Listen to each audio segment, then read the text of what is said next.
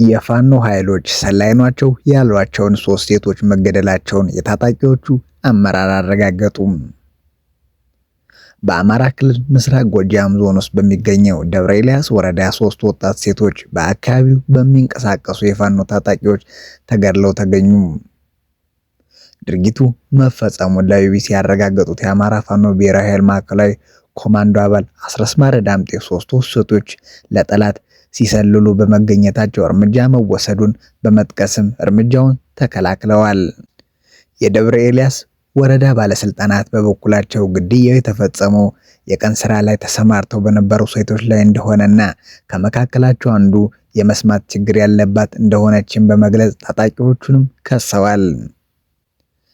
ከ17 እስከ 19 ዓመት ዕድሜ ያላቸው 3 ሴቶች ከደብረ ኤልያስ ከተማ ወጣ ብሎ ባለ ጥጃ ገጠር መገንጠያ የተባለ አካባቢ ተገድለው የተገኙት ታህሳስ 21 2018 ዓ.ም እንደሆነ የወረዳው ሰላምና ደህንነት ጽሕፈት ቤት ኃላፊ ደምስ አለህ ለቢቢሲም ተናግረዋል። የወረዳው የጸጥታ ኃይሎች 3ቱንም ሴቶች አስክሬን ያገኙ ከነዋሪዎች በደረሳቸው ጥቆማ እንደሆነ የወረዳው የመንግስት ኮሚኒኬሽን ኃላፊ ሙላት ሙንዬ ገልጸዋል። ሙላት እንደሚናገሩት አስክሬኖቹ የተገኙበት ቦታ በታጣቂዎች ቁጥጥር ስር ያለ ነው። አካባቢው ከመንግስት ቁጥጥር ውጭ ነው። ታጣቂዎቹ የያዙት አካባቢ ነው። እዚያ የሚተላለፍ ሰው 3 ልጆች ተመተው ወድቀዋል፣ ጭንቅላታቸውንም ነው የተመቱት የሚልም ጥቆማ ሲደርስ የጸጥታ ኃይል ሄዶ አስክሬናቸውን አምጥቶ ለቤተሰቦቻቸው አስረክቦ እንዲቀበሩም ተደርገዋል ብለዋል። ይሁንና የሚያጠናክሩት የሰላምና ደህንነት ጽሕፈት ቤት ኃላፊ ደምስ በበኩላቸው 3ቱ ሴቶች በጥይት ተደብድበው እንደተገደሉ አስረድተዋል። የተለያዩ የአስገድዶ መድፈር ድርጊቶች ፈጽመውባቸዋል ሲሉም ወንጅለዋል። ወሲባዊ ጥቃት መፈጸሙ እንዴት እንደተረጋገጠ ጥያቄ የቀረበላቸው ኃላፊው ሐኪሞችን ይዘን ሂደን ነበር። ከዚያ በኋላ የተፈጸመ ድርጊት ካለ በሚል ነበር አስቀድመን ይዘናቸው ከሄድን በኋላ ያለውን ናሙና ወሰዱ። ልጆቹ ከፋፍነው አነሱ። ከዚያ በኋላ ሲታዩ እንደዚህ አይነት ነገር እንደፈጸሙባቸው ነው መረጃው የሚያመለክተውም ብለዋል። የኮሚኒኬሽኑ ኃላፊ አቶ ሙላት እንደሚናገሩት የሟቾቹ ማንነት የታወቀው በመታወቂያቸው አማካኝነት ነው። ከሟቾቹ አንዷ የሆነችው ሙያነሽ ተሾመ የ17 ዓመት ታዳጊ እንደነበረች የሰላምና ደህንነት ጽሕፈት ቤት ኃላፊው ደምስ ተናግረዋል። ትህትና ወይም ቃል ኪዳን አለኝና መልካም ታዴ የተባሉት ሁለቱ ሟቾቹ ደግሞ 18 እና 19 ዓመታቸው እንደነበረም ገልጸዋል።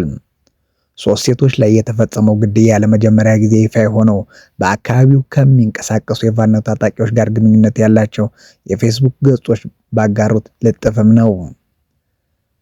በአማራ ፋኖ ብሔራዊ ኃይል ቴዎድሮስ 206ኛ ኮር የህዝብ ግንኙነት ስም ፌስቡክ ላይ የተለጠፈ ጽሑፍም የጠላትን ተልዕኮ ተቀብለው ለ9 ወራት መረጃ ሲያቃብሉ በነበሩ ባንዳዎች ላይ እርምጃ መወሰዱንም ይገልጻል።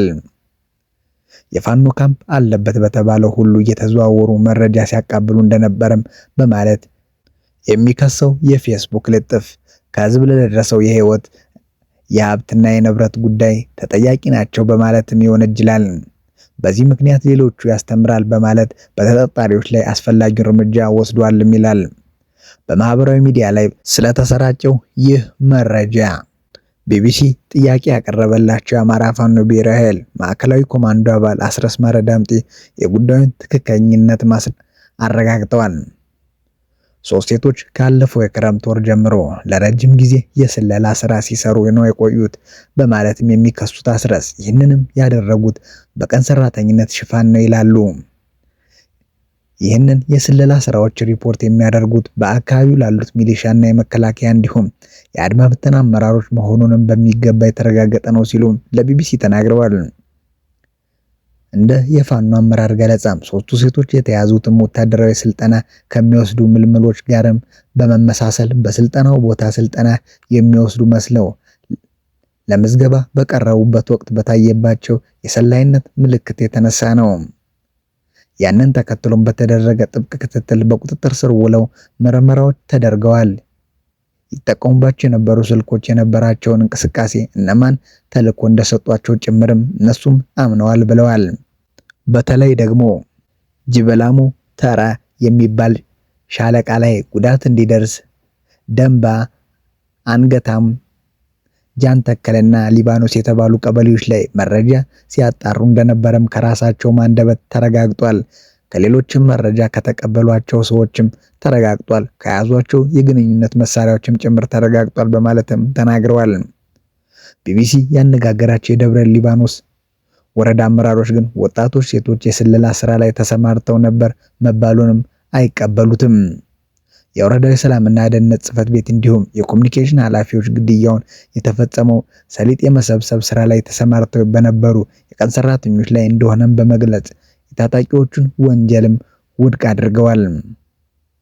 ከሟቾቹ አንዱ የሆነችው ትህትና ዘመድና የወረዳው ትራንስፖርት ጽሕፈት ቤት ኃላፊ የሆኑት ዘውዱ ደምሰው በተመሳሳይ እንኳን ተልኮ ልትቀበል ከመንግስት አካል ማን ምን እንደሆነ አታውቅም ሲሉም ይከራከራሉ።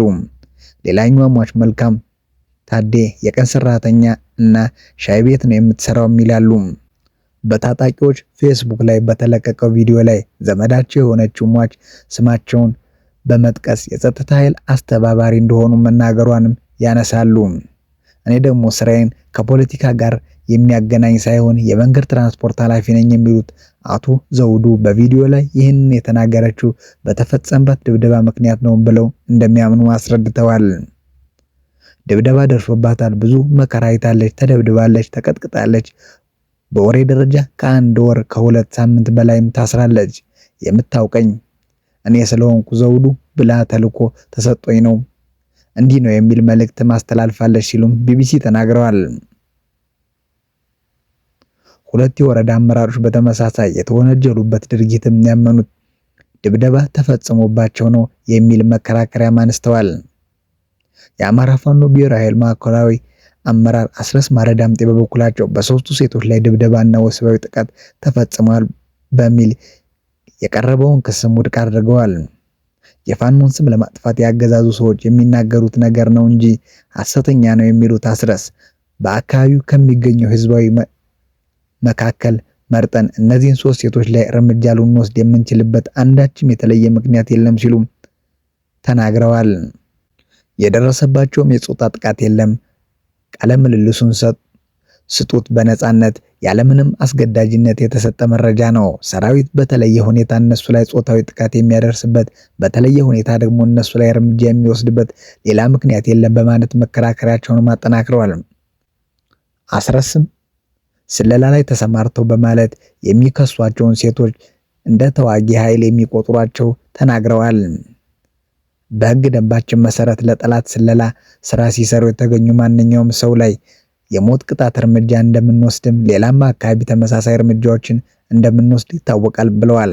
በቁጥጥር ስር ያሉ ሰዎች ላይ ግድያ መፈጸም እንደ ጦር ወንጀል ድርጊት ሊቆጠር የሚችል ስለመሆኑ ጥያቄ ያቀረቡላቸው የፋኖ አመራር አስረስ ማርኮ የተያዘ ሰው በተኩስ ልውውጥ መሃል በፈቃደኝነት እጁን የሰጠ ሰው ሲሆን ነው። ይሄኛው ግን በልዩ ሁኔታ የስለላ ስራ ሲሰሩ ስለሆነ በቁጥጥር ስር የዋሉትም በሕግ ደንባችን መሰረት እንደምርኮኛ የሚያዙ አይደሉም የሚል ምላሽም ሰጠዋል። በዓለም አቀፍ የጦር ወንጀለኝነትና ምርኮኛ አያያዝ ሕግ የተቀመጡትን ድንጋጌዎች የሚጥስ ነው ብለን እናምናለን ሲሉም አቋማቸውንም ገልጸዋል። ወደ ቀጣይ መረጃ ስናልፍም ሳውዲ አረቢያ የየመን ተፋላሚ ኃይል በሪያድ ለድርድር እንዲቀመጡም ጥሪ አቀረበች። የሳውዲ አረቢያ ውጭ ጉዳይ ሚኒስተር ሳውዲ እና የተባበሩት አረብ ኤምሬትስ በቀጥታ ያፋጠጠ ሁነት መከሰቱን ተከትሎ የደቡባዊ የመን ተፋላሚ ኃይሎች በሪያድ ንግግር ላይ እንዲገኙም ጥሪ አቅርቧል። ሁለቱም የገልፍ ሀያላን ዓለም አቀፍ እውቅና ባለው የየመን መንግስት ስም በረጅም በእርስ በርስ ግጭት እየተፋፋመ ቢሆንም አገሪቱ በሚደግፏቸው የተለያዩ ተቀናቃይ ቡድኖች ምክንያት አጋርነታቸው እየተፈተነ ነው። ከቡድኖቹ መካከል አንዱ የሆነው ደቡባዊ የየመን በመገንጠል ነጻነት ለማወጅ እየተቃረበ ነው። ዓርብ ዕለት በተባበሩት አረብ ኤምሬት የሚደገፉ ኃይሎች ጦርነት መጀመሩን ያሳወቁ ሲሆን የሳውዲ አረቢያ የምድር ጦር በአየር ጥቃቶች ታግዞ ጥቃት እንደፈጸመባቸውም ተናግረዋል። በማህበራዊ ትስስር ገጽ ላይ በተለጠፈው የሳውዲ አረቢያ ጥሪ ሁሉም የደቡብ የመን አንጃዎች መፍትሄ ለማበጀት በሪያድ ሁሉንም አቀፍ ጉባኤ እንዲሳተፉ ማሳስበዋል። ሪያድ ንግግሩን የየመን መንግስት እንዳቀረበው ማሳውቃለች። የየመን የእርስ በርስ ጦርነት እንደ አውሮፓውያን አቆጣጠር በ2014 የፈነዳ ሲሆን ጦርነቱን አገሪቱን ደም አፋሳሽ ግጭት ውስጥና የዓለማችን እጅጉን አስከፊ የረሃብ ቀውስን ፈጥሯል። ጦርነቱ ሲጀምር በኢራን የሚደገፉት የሁቲ አማጽያን ዋና ከተማዋን ሳናን ጨምሮ አብዛኛው የሰሜን የመን ክፍልን ከመንግስት በመንጠቅም ተቆጣጥረዋል። እንደ አውሮፓውያን አቆጣጠር በ2015 ሳውዲ አረቢያ እና የተባበሩት አረብ ኤሚሬትን ጨምሮ የአረብ አገራት ጥምረት መንግስታዊ አስተዳደርን ለመመለስ ወታደራዊ ዘመቻ መክፈታቸውን ተከትሎ ግጭቱ ተፋፍሞ ቀጥሏል። በቅርብ ዓመታት ከሁቲ ታጣቂዎች ጋር የተደረሰ የተኩስ አቁም ስምምነት የጦርነት ግንባሮችን ያዝ በማድረግ ጦርነቱ እንዲረግብ አድርጓል። ይሁን እንጂ የተለያዩ ጸረ ሁቲ የሆኑ አጀንዳዎች አንድ ለማድረግ በ2022 የተመሰረተውና የሳውዲ የሚደገፈው ፕሬዝዳንታዊ ምክር ቤትም የተዳከመ ነው። በተመሳሳይ ጊዜ አብዛኛውም የደቡብ የመን በተባበሩት አረብ ኤሚሬት በሚደገፈው ተገንጣዩ የደቡብ የሽግግር ምክር ቤትም የተያዘ ነው። ይህ ምክር ቤት የጸረ ሁቲ ጥምረት አካል ነው። ደቡብ የመን መገንጠል ፍላጎት ያለው የደቡባዊ ሽግግር ምክር ቤትን ባለፈው ወር በምስራቅ የየመን ክፍል ትልቅ ወታደራዊ ዘመቻ መክፈቱን ተከትሎ ግጭቱ ተባብሷል። ምክር ቤቱ በሳውዲ ድንበር አቅራቢያ በነዳጅ ወደ በለጸገው ሀድራማት ግዛትም እየገሰገሰ ነው። ውጥረቱ ሳውዲ መር ጥምረቱ የአየር ድብደባዎች መፈጸሙን ተከትሎ ተባብሷል። ባለፈው ማክሰኞ በሙከላ ወደብ የተባበሩት አረብ ኤሚሬትስ 2 መርከብ ወታደራዊ መሳሪያዎችን በአየር ጥቃትም ተደብድቧል። የተባበሩት አረብ ኤሚሬትስ የውጭ ጉዳይ ሚኒስተር በማስተባበል መርከቦቹ መሳሪያ እንዳልጫኑና ተሽከርካሪዎቹ በኤሚሬት ኃይሎች ጥቅም ላይ እንዲውሉ የተላከ ናቸውም ብሏል። የአየር ጥቃቱን ተከትሎ የየመን ፕሬዝዳንታዊ ምክር ቤት ከተባበሩት አረብ ኤሚሬትስ ጋር የነበረውን የመከላከያ ስምምነት መሰረዙን ማስታወቁ ኤሚሬትስ የመንን በ24 ሰዓት ውስጥ ለቃ እንድትወጣም ትዕዛዝ አስተላልፈዋል።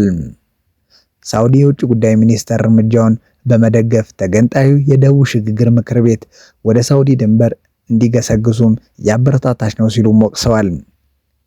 ኤሚሬትስ ምክር ቤቱን የምትደግፍ ቁልፍ የወደብ ለማግኘት እንደሆነም ይታመናል። ስላዳመጣችሁ እናመሰግናለን። ቸር ቆዩልን።